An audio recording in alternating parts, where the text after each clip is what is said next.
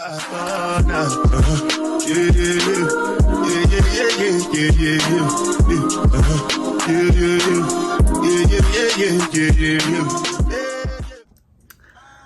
guys, back again with Mella. It's been a while, so I thought I'd just come back on here and chit chat with y'all again about some things that's happening in the media. Okay, now if you haven't subscribed already, please do that and hit the notification button so you'll be notified anytime I drop a video. That would be great. First thing I wanted to get into really, y'all, that TikTok ban for that, 12 or so hours was probably the most wickedest thing they could have ever done to me, okay? I'm in bed, just casually scrolling. Mind you, in the middle of buying something on TikTok shop, gorgeous palette. When I receive it, I'll show you guys. In the middle, I'm like trying to add it to my cart. I'm like,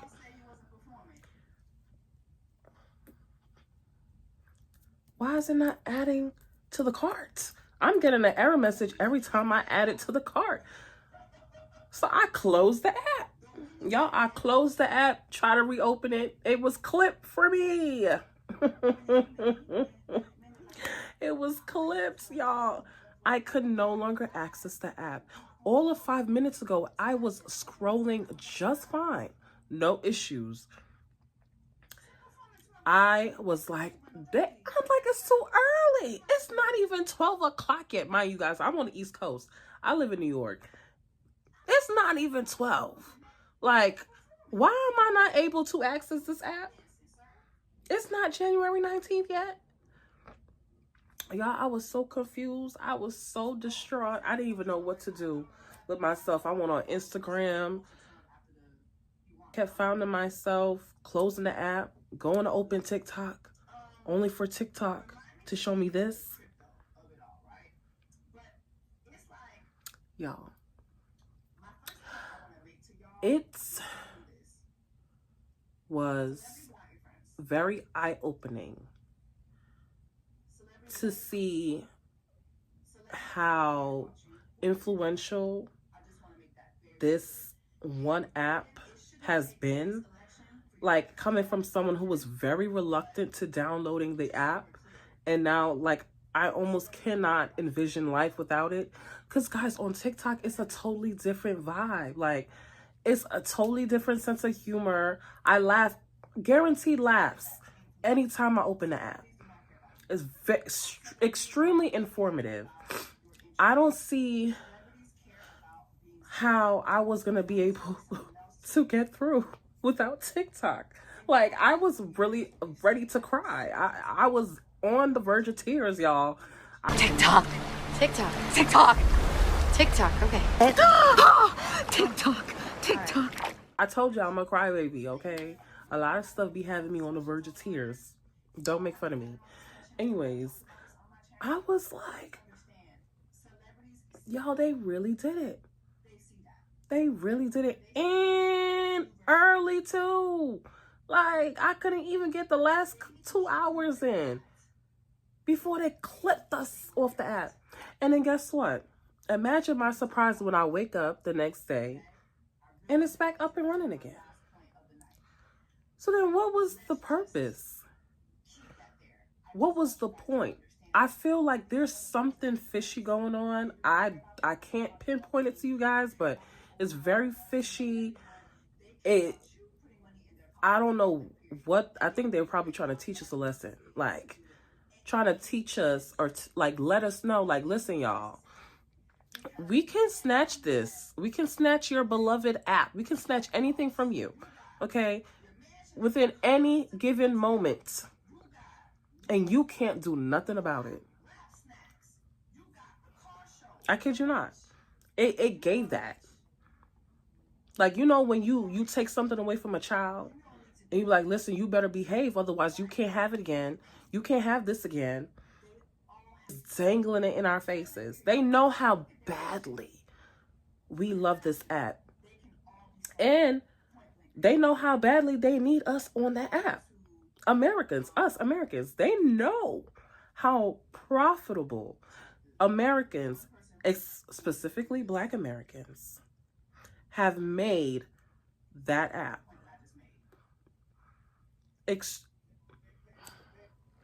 I don't even have to say it. I don't even have to say anymore. They know they need us. And I mean, it's back on for now, guys, but I'm not even gonna hold my breath. Like, that was just so tragic. What we all went through. It was just like, wow, y'all. This is happening. This is life.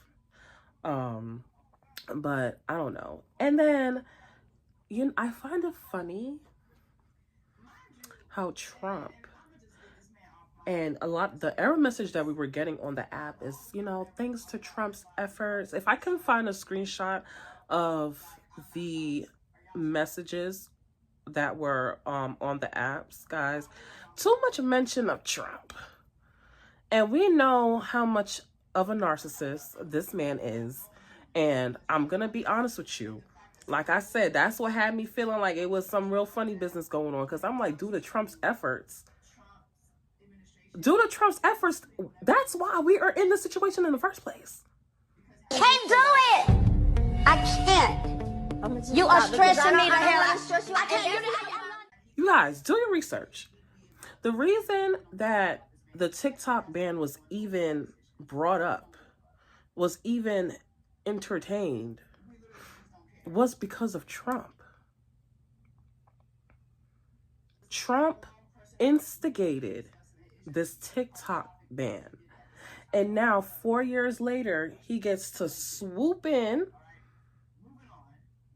and act like he saved the app, like he saved the day, as if this is not some shit he started. Let's be real. Ain't that like real, like twisted? Like it gives like, what I like to call it is like a savior complex, like a messiah complex. Like you are so, like you crave to be so like held on this pedestal, like looked at as a hero. Like you start shit and then you swoop it and you fix it. Doesn't that remind you of that? If you guys are familiar with the Incredibles, right? They had a superhero. Well, he wasn't a superhero. I'm going to find the name. Syndrome. That was his name. So, you guys know, right? He was orchestrating attacks all over the city, right? Nobody knew it was him. Orchestrating attacks all over the city. Blowing shit up. Setting shit on fire. Okay, endangering the citizens. No one knew that he was behind the attacks.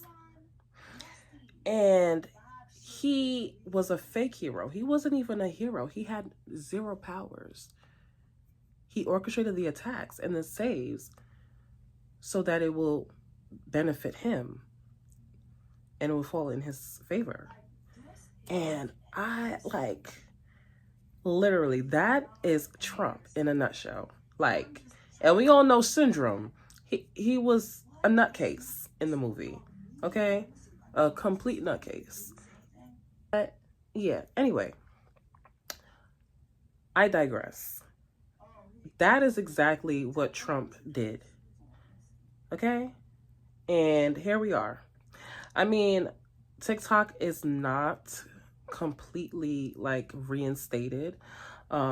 It's not even in the App Store for some people.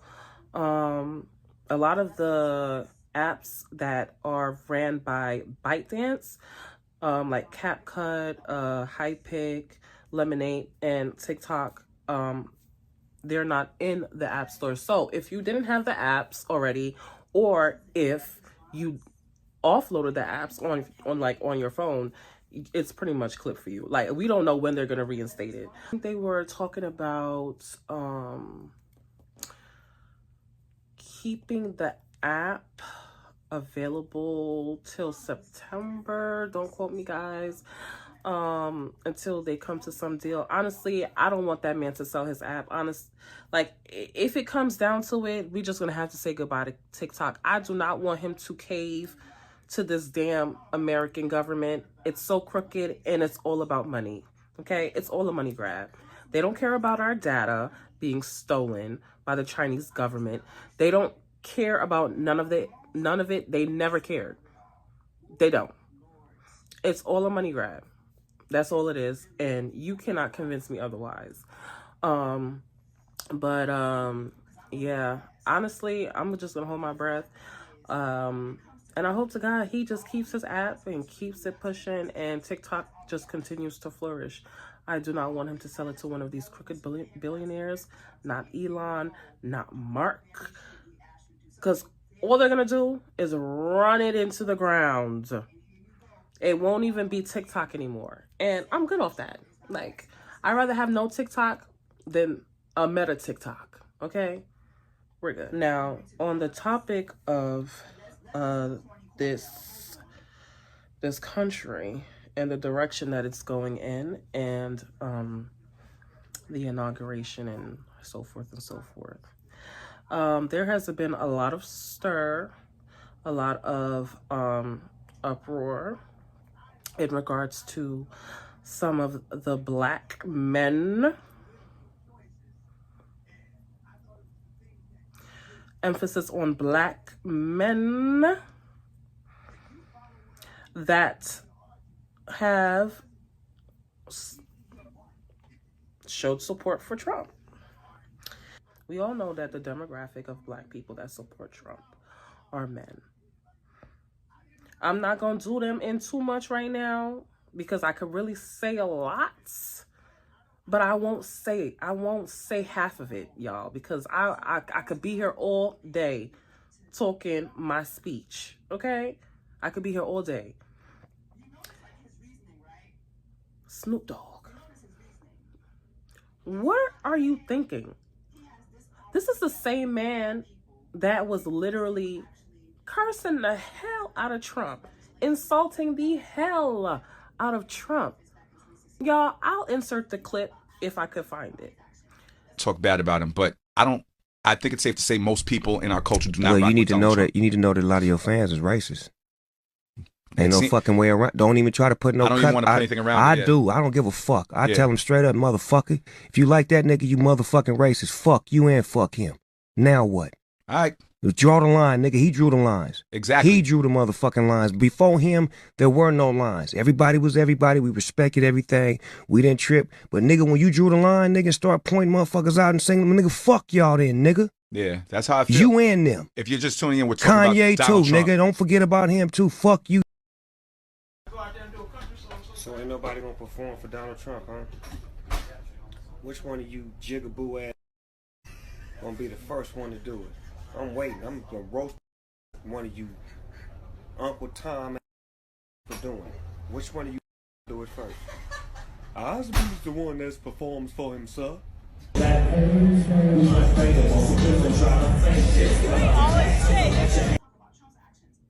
Like, and now you're performing. Now you're showing support. You have Nelly, Soldier Boy. You know he's a lost cause.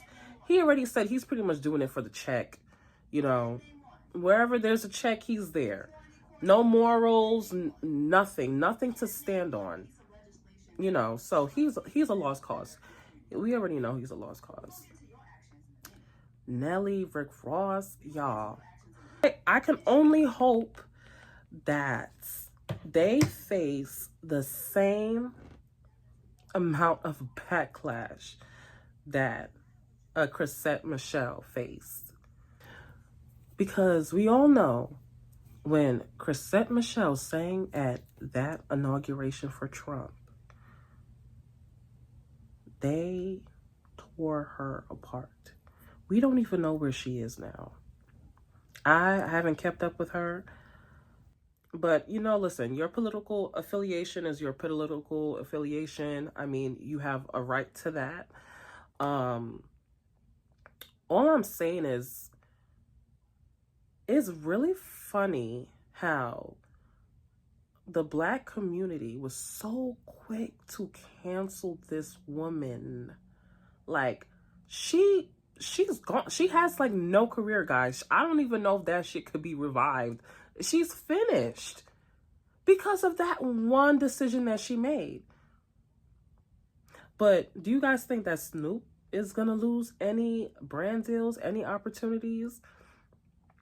Do you think Nelly's gonna lose any brand deals, any future opportunities? Rick Ross, Soulja Boy. Well, we're gonna exit him out the conversation because he's irrelevant.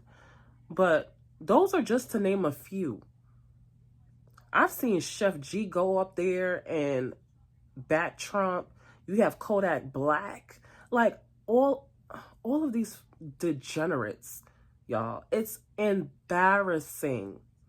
It's complete and total embarrassment. Guys, all you can do at sometimes is just laugh. It's laughable. It don't give cone. It don't give tap dancer for massa. Something doesn't feel wrong to you internally about what you're doing. And like I said, your political affiliation is your political affiliation. But I want those who support Trump, tell me what he stands for. Tell me what he stands for. If you can confidently say that you support Trump wholeheartedly and you trust this man with our government, I want to know why. I would love to know why. Because I'm lost. I'm at a loss for words. I don't even know what to say. Like I said, I'm extremely disappointed, but I'm not surprised. Like I said, these black men that I've listed, they will get away with this. They will continue to have careers, and everybody will forget about it. The rest will be history. It's great. It's sad. But, you know, a black woman could never do that. She could never do that. Chrisette Michelle is a great example of that. How quick we are to tear down a black woman and then have these coons, like I said, these degenerates, tap dance, okay, for massa, okay, up on the plantation, and they'll be okay. Nobody, I mean, listen, people are upset now, but they'll forget about it, like in the next 2 weeks. Like, nothing is going to happen to their careers. They'll be just fine. And that's the unfortunate part. What I'm saying is everyone needs to be held to the same standard, okay? If we're going to be so outraged at a woman a black woman who supports a man like Trump, why can't we show the same outrage to the men? If not more outrage. Because they do this time and time again with this embarrassing shit. They don't stand for nothing. They don't stand for shit. Listen, y'all, I'm gonna get worked up. So I'm gonna politely leave that alone. Okay? I do not want to talk about it anymore. All right, and another thing I want to talk about is Miss Wendy Williams, y'all, and her conservatorship, guardianship. I'm not sure what's going on, but she just recently did a Breakfast Club interview alongside her niece. And I didn't get to watch the interview in full, but I will say that from the clips that I have heard, you can tell that Wendy is not 100% okay. But she's not so far gone to the point where she needs like complete control over her life, her finances, like her pursuit of happiness. And like, it's not like she doesn't have family. I think that's the part that gets to me the most. It's like she has family. Like, if she were to be in a conservatorship, why can't it be a family member? She has family that cares for her. I think that's the part that like really like perplexes me. Like, why on earth would we need a random person? And she's a white woman. I'm not saying anything. I mean, listen, y'all. I'm not saying that this lady being a white woman means anything significant, but it feels to me, it feels wrong. It feels so wrong. And like I said, she has a son. Like I said, she has a niece. She has a sister. And any of those three people, I feel, are very capable of managing Wendy's health, finances, and emotional needs. She spoke about the facility that she's staying at and how she pretty much feels like this is a place for crazy people. I ain't that far gone yet. Like, she was like, yeah, this is not a place that I want to be. She said she doesn't really socialize with the people there. Like, they're nice people, but she doesn't really like socialize. Because like I said, she honestly feels like she doesn't need to be there. And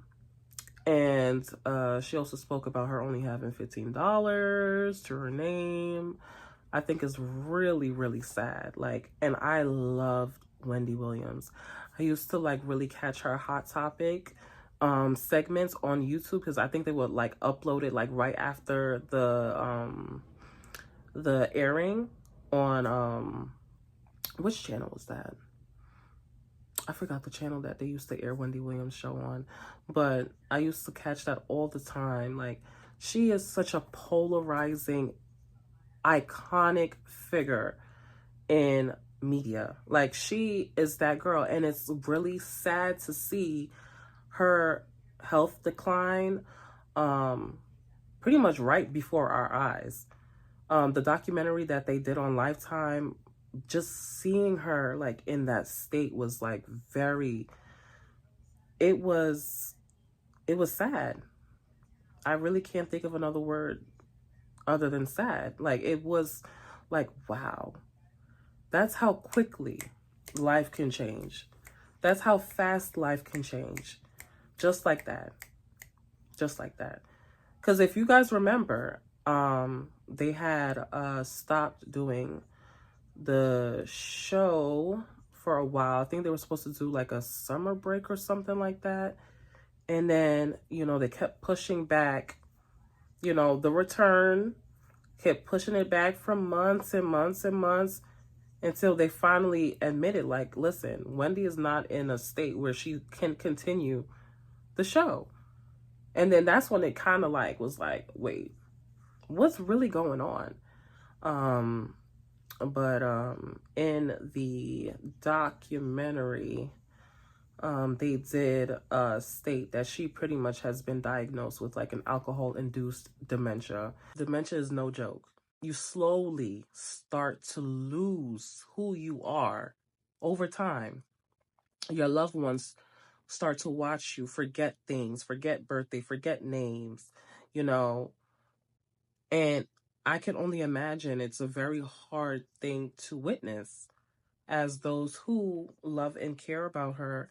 And especially for us watchers, as us fans of Wendy, it's really, really sad. But pretty much what I gathered from the interview is that she really doesn't feel like she needs to be in a conservatorship. And I honestly have to agree.